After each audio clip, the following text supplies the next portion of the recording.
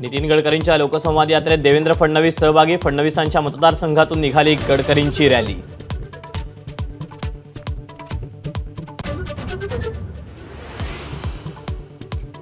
रत्नागिरी सिंधुदुर्ग जागेसाठी नारायण राणेंची उमेदवारी जवळपास निश्चित। मतदारसंघात कामाला लागण्याचे पक्षश्रेष्ठींचे आदेश।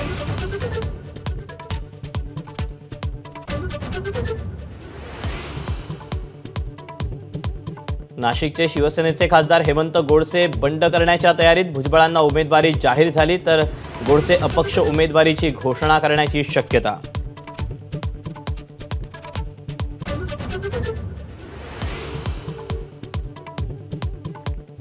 ₹17 साडी देऊन मेळघाटची इज्जत घालवली। बच्चू कडू यांची राणा दाम्पत्यावर सडकून टीका।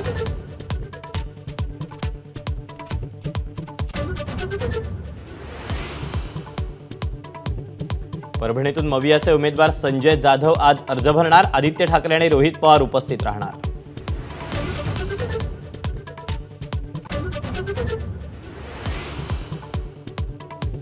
बुलढाण्यात शिंदे गटाचे प्रतापराव जाधव आणि अपक्ष उमेदवार रविकांत तुपकर भरणार अर्ज। शेतकऱ्यांच्या पाठिंब्याने तुपकर भावुक।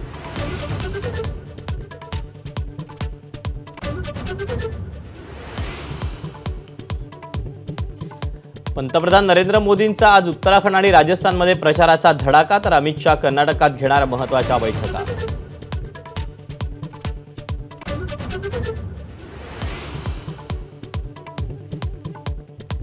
सुशांत सिंग राजपूत ड्रग्ज प्रकरणात समीर वानखेडेंना मोठा दिलासा। 10 एप्रिलपर्यंत कारवाई करू नका।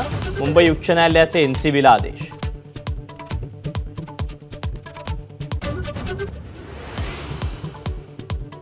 पुण्यात अवघ्या 3 दिवसात 619 बुलेट राजांवर कारवाई। सायलेन्सरमध्ये फेरबदल करून कर्णकर्कश आवाज करणाऱ्यांना ठोठावला दंड।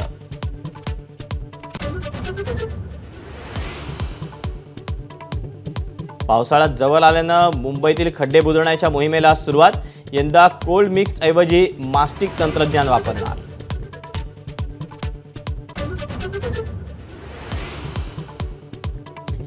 छत्तीसगडच्या बिजापूरमध्ये पोलीस आणि नक्षलवाद्यांमध्ये मोठी चकमक। 4 नक्षलवादी ठार। मोठ्या संख्येने स्वयंचलित शस्त्रास्त्र जप्त।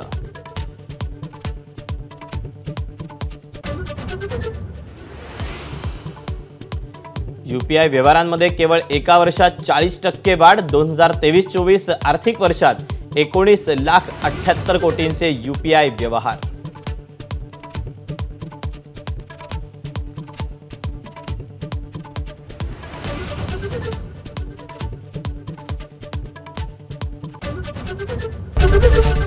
एबीपी माझा, उघडा डोळे बघा नीट।